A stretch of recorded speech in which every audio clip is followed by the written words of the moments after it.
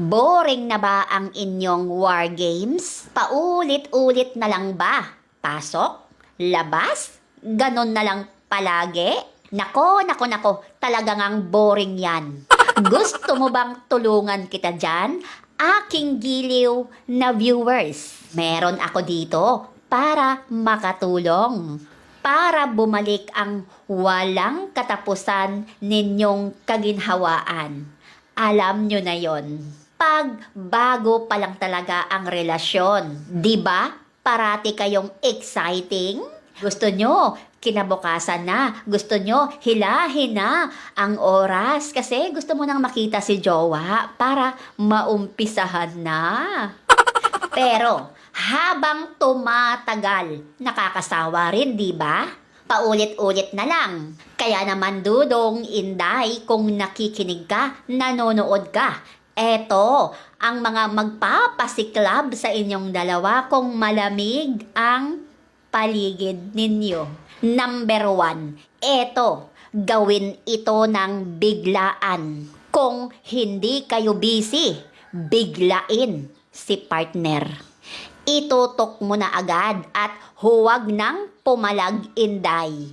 At syempre, huwag kang gumalaw dahil siya na ang bahala sa iyo. Dapat siguraduhin nyo na tahimik ang paligid. At syempre, kapag meron kayong mga junakis, siguraduhin nyo ring tulog na ito o nandun naglalaro, bisibisihan sila. O ayan, pak na agad, biglain mo na.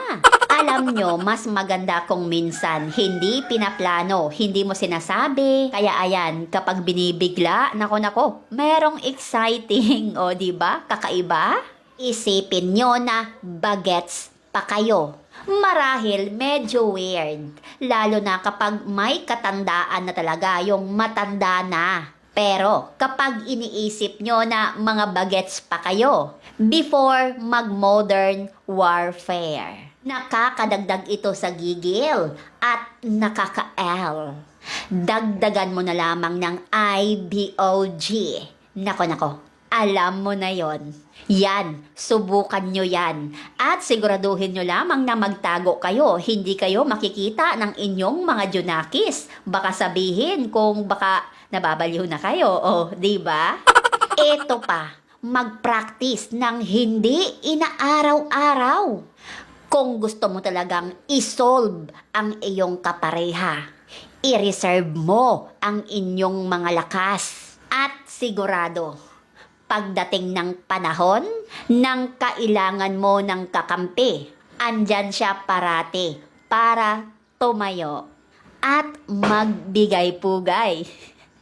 Alam mo na yon. Alam nyo, kapag inaaraw-araw, nako, nakakawalang gana yon, nakakawala ng lakas. Kaya dapat ipunin nyo muna. Dapat sa isang linggo, isang beses lamang. Ipunin muna ang mga lakas nyo. Kasi kapag araw-araw, wala yon. Talagang talagang mabilis tatanda ang bawat isa sa inyo. Hindi na kayo magbo-blooming noon. Sabi nila nakaka-glow daw, nakaka-blooming kapag nako, sinasabi ko sa iyo Dudong, Inday, kung nakikinig kayo ngayon, huwag nyong araw-arawin ang inyong activity. Dapat paminsan-minsan. Dahil kapag paminsan-minsan, nako, talagang meron kayong lakas at lahat magagawa nyo. Isang bagsakan. Oh, ayos, di ba? Ito pa, huwag palagi sa bahay pahingahan. Huwag palagi doon ang pwesto. Alam nyo, napakaraming lugar para gawin ninyo ang pag-aano ninyo. Ang daming lugar para maglambingan. O diba, mga lovers dyan? Alam nyo, kung wala kayong budget, lumabas kayo sa bahay pahingahan nyo. Pwede sa kusina. Gawin nyo, maganda yon. Tapos, pwede rin sa sala. Tapos, pwede rin sa rooftop. O, diba? Mas kakaiba yon. Pero, siguraduhin nyo lamang na walang istorbo para maganda ang kamada. Eto, magsuot ka ng sexy. Kahit naman hindi ka kaseksihan. Nako, kapag nagsuot ka niyan, ipakita mo na meron ka pa ring dating. Eto pa, kapag nagaganap ang inyong eksena, kailangan mong mag-ingay. Hindi lang dapat umingay si Inday, dapat si Dudong rin. Pareho kayo, gumawa kayo ng sarili nyong mga ingay. Siyempre, yung ingay na maganda sa pandinig ng bawat isa. Oh no! Eto pa. Oh yeah, ang sarap naman. Ipakita mo na masaya ka sa ginagawa niya. Kailangan mong tumunog. Kailangan ipalabas mo ang iyong nararamdaman. Kapag masaya, edi tumawa ka. Kapag nasasarapan ka naman, edi sabihin mo, masarap. Ito ang pinaka-importante. Maniwala sa pag-ibig. Alam nyo, wala nang mas hihigit pa sa tunay na pag-ibig. Hanggat tunay kayong nagmamahalan.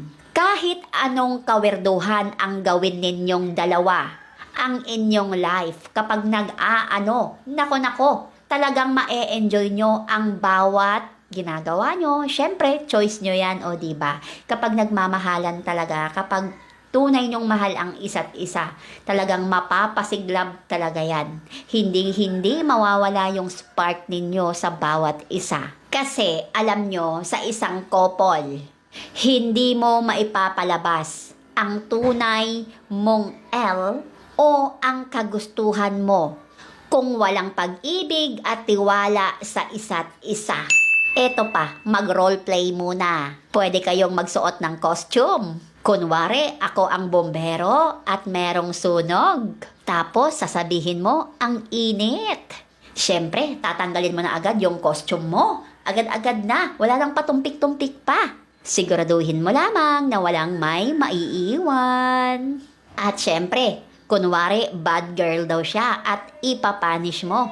Ikaw na ang bahala kung ano ang gusto mong parusa para kay Inday. Kaya naman dapat, use your imagination. Eto, foreplay.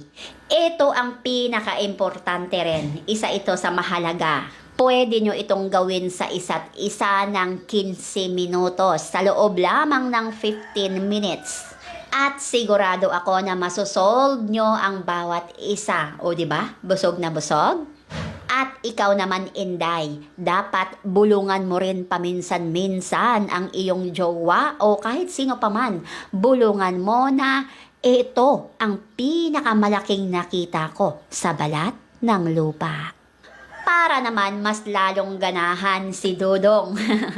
O, di ba? Kaya importante talaga yan. At syempre, huwag niyong kalimutan yung sinabi ko. Dapat merong tunay na pag-ibig. Kasi kapag tunay na pag-ibig ang nararamdaman mo, konting galaw mo lang dyan, konting dito pa lang, nako. Sinisigurado ko sa inyo na syempre, kikiligin, nandun pa rin yung sparks. So, ayun, kapag wala na kasing sparks, wala ng pag-ibig, talagang bihira na lang makakaramdam. So, ayun lamang.